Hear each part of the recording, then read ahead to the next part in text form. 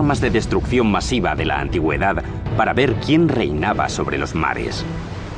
El 10 de marzo del 241 a.C., ambas flotas se encontraron en las Islas Égadas, en la costa oeste de Sicilia, para librar una de las más formidables batallas navales de todos los tiempos. En las hostilidades de la Primera Guerra Púnica, la batalla de las Égadas que tuvo lugar junto a la costa de Sicilia marcó un antes y un después. A pesar de la gran sofisticación de ambas flotas, Cartago tenía una ventaja numérica. Pero sus estilizadas máquinas de matar estaban atiborradas de grano y suministros para el ejército de Amílcar, acampado cerca de Sicilia. Muchos barcos acabaron hundidos, capturados o perdidos. Nadie se lo esperaba. Los cartagineses intentaron contraatacar, pero el peso extra se lo impedía, y eso fue lo que les dio la victoria a los romanos. Fue un desastre estratégico. Los romanos terminaron tomando a casi 30.000 cartagineses como prisioneros. Al no poder abastecer a sus tropas, Amílcar se vio obligado a rendirse y retrasar posiciones hasta Cartago. Era innegable que el dominio del Mediterráneo estaba cada vez más del lado de Roma. Con su victoria, Roma no solo se hizo con Sicilia, sino también con los territorios de Cartago en Córcega, Cerdeña y en las islas situadas entre Sicilia y África. Con la esperanza de anular a los cartagineses, Roma les obligó a pagar un elevado tributo. Pero Cartago no estaba dispuesta a rendirse todavía. Se volcó hacia el oeste, hacia España, en busca de nuevas riquezas. Los cartagineses enviaron a Amílcar Barca a España en el año 237 con el objetivo de conquistar todo el territorio posible. Tras 9 años de contiendas, Amílcar logró doblegar a las tribus nativas, conquistando para el imperio cartaginés todas las tierras al sur del Ebro. Pero aquella conquista le costaría muy caro. En el 228 a.C., Amílcar fue asesinado en un enfrentamiento con una tribu rebelde. La muerte de Amílcar en España fue un duro golpe para Cartago, pero no fue ni mucho menos su fin. Más bien al contrario, abrió el camino para una nueva iniciativa. Según cuenta la leyenda, el hijo de Amílcar, de 9 años, le rogó a su padre acompañarle en su cruzada en tierras españolas. Amílcar cedió con una condición: que su hijo jurara odio eterno a Roma y se comprometiera a derrotar a su república. De este modo, su hijo, Aníbal, se convirtió en el instrumento de su venganza. Este fue el primer paso de un camino que haría de Aníbal el enemigo más devastador al que jamás enfrentaría Roma. En el 211 a.C., un fantasma acechaba a las puertas de Roma. Al otro lado de sus muros, con un ejército apostado para atacar, se encontraba el hombre que más odiaban y temían los romanos: Aníbal, el legendario general cartaginés. Inteligente, brutal, avezado. La peor pesadilla de Roma. Aníbal penetraba las defensas de Roma con una facilidad insultante, gracias sin duda a su genio estratégico y a su habilidad para utilizar uno de los armamentos militares más asombrosos del mundo. No me cabe duda de que Aníbal no fue tan solo uno de los mejores generales de la historia. Está demostrado que fue el mejor general de la historia. El genio de Aníbal nacía de un afán casi religioso por la destrucción de Roma, heredado de su propio padre. En el año 221 a.C., con 26 años, le dieron por fin los medios para dar salida a ese odio. Asumió el mando del ejército cartaginés. Aníbal era sin lugar a dudas el hijo de Amílcar. Fue un político muy hábil, un brillante estratega y un militar de los pies a la cabeza. Pero su genialidad se basaba en saber cómo utilizar todos los adelantos técnicos que Cartago tenía a su disposición. Como comandante demostró su inquebrantable coraje al emprender una de las campañas de agresión más extraordinarias de toda la historia de la humanidad.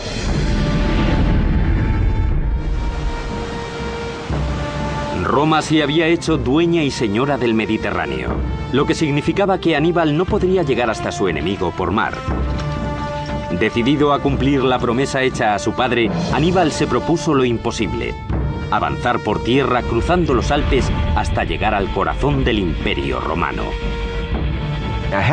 Aníbal sabía que le superaban en número, sabía que sus efectivos eran menos numerosos que los romanos, pero se le ocurrió una estrategia que, según creía, le daría la victoria. Lo que haría sería llevar a su ejército a Italia y atacar a los romanos en su propio territorio. En el año 218 a.C., Aníbal partió al frente de un ejército de 90.000 hombres, 12.000 caballos y 37 elefantes adquiridos a sus vecinos africanos del sur. Los elefantes se llevaban usando en la guerra desde hacía siglos. Podían darle la vuelta a una batalla, ya que la caballería del enemigo no podía con ellos. Por eso Aníbal creía que valía la pena llevárselos hasta Italia. En octubre, con casi 1000 kilómetros recorridos, se enfrentaron a su primer obstáculo, el embravecido Ródano, en tierras galas. Incluso cuando el nivel del agua está más bajo, el cauce del Ródano sigue teniendo de 100 a 150 metros de ancho, llegando a veces a los 200. Todo un reto para los estrategas de Aníbal. En la otra orilla, los galos se agolpaban a la espera de la batalla. Pero primero había que salvar el obstáculo del agua, un peligro potencialmente mortal. Los ingenieros de Aníbal tendrían que doblegar a la naturaleza. No solo era un tremendo desafío logístico, sino que en la otra orilla del río les esperaba una legión de tribus insurgentes. La solución se convertiría en uno de los logros de ingeniería más espectaculares de Cartago. Una serie de balsas de un tamaño tal que podían transportar los animales y los suministros hasta la otra orilla en un tiempo récord. Las balsas tenían más de 60 metros de largo y más de 15 de ancho. Eso significa que con un solo tronco no era suficiente. Había que colocar muchísimos troncos juntos y amarrarlos. Y para eso hay que saber algo más de nudos que un Boy Scout. Con gran diligencia, los soldados de Aníbal recogieron cantidades ingentes de coníferas de los bosques circundantes y ensamblaron los troncos con sogas. Uno de los factores que tuvieron que tener en cuenta fue la mentalidad de los elefantes. Una vez que los troncos estaban amarrados, las barcazas se apilaron con una capa de ramas y otra de tierra para que los elefantes creyeran que estaban pisando terreno firme. Cuando todo estuvo listo, Aníbal dio la orden de soltar las barcazas. Las tribus galas, atónitas ante su osadía, contemplaron cómo el general cartaginés llevaba sus tropas, su caballería y sus elefantes en masa a través del inestable Ródano.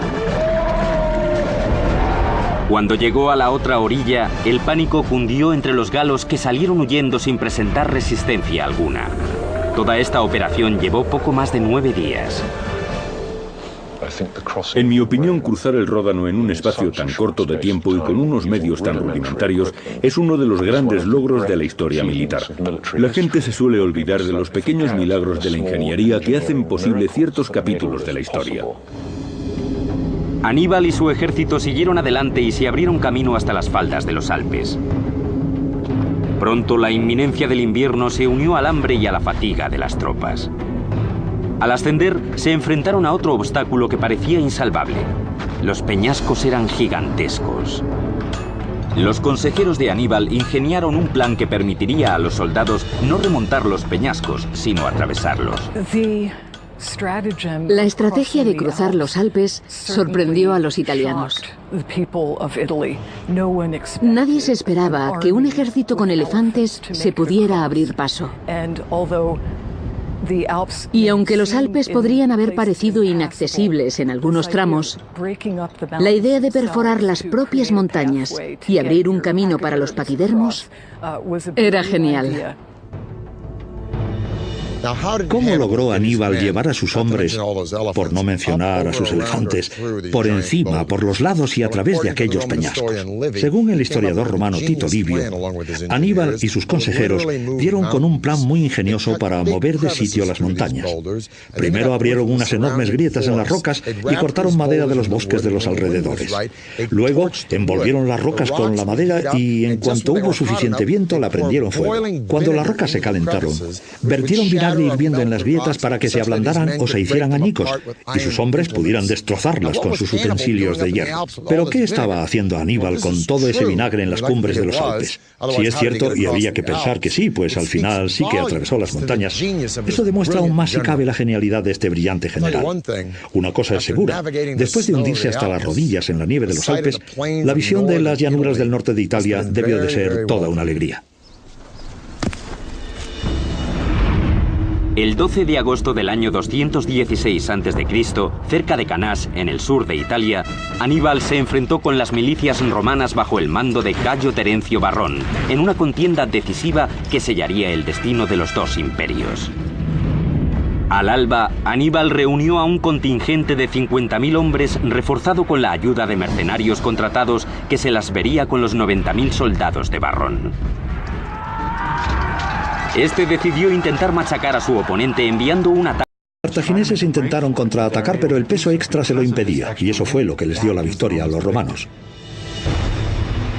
Fue un desastre estratégico. Los romanos terminaron tomando a casi 30.000 cartagineses como prisioneros. Al no poder abastecer a sus tropas, Amílcar se vio obligado a rendirse y retrasar posiciones hasta Cartago. Era innegable que el dominio del Mediterráneo estaba cada vez más del lado de Roma. Con su victoria, Roma no solo se hizo con Sicilia, sino también con los territorios de Cartago en Córcega, Cerdeña y en las islas situadas entre Sicilia y África. Con la esperanza de anular a los cartagineses, Roma les obligó a pagar un elevado tributo. Pero Cartago no era armas de destrucción masiva de la antigüedad para ver quién reinaba sobre los mares. El 10 de marzo del 241 a.C., ambas flotas se encontraron en las Islas Égadas, en la costa oeste de Sicilia, para librar una de las más formidables batallas navales de todos los tiempos. En las hostilidades de la Primera Guerra Púnica, la batalla de las Égadas que tuvo lugar junto a la costa estaba dispuesta a rendirse todavía. Se volcó hacia el oeste, hacia España, en busca de nuevas riquezas. Los cartagineses enviaron a Amílcar Barca a España en el año 237 con el objetivo de conquistar todo el territorio posible. Tras 9 años de contiendas, Amílcar logró doblegar a las tribus nativas, conquistando para el imperio cartaginés todas las tierras al sur del Ebro. La costa de Sicilia marcó un antes y un después. A pesar de la gran sofisticación de ambas flotas, Cartago tenía una ventaja numérica. Pero sus estilizadas máquinas de matar estaban atiborradas de grano y suministros para el ejército de Amílcar, acampado cerca de Sicilia.